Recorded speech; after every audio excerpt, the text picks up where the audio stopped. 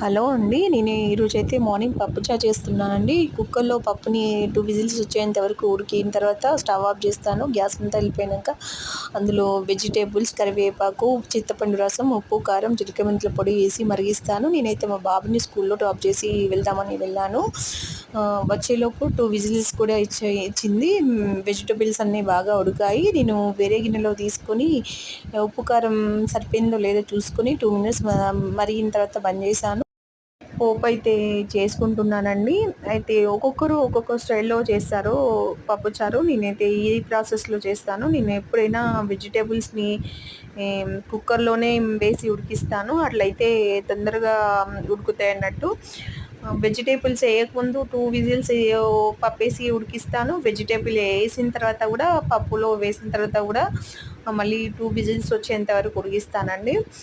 ఇట్లయితే వెజిటబుల్స్ తొందరగా ఉడుకుతాయి. అందరికీ బాయ్ అండి.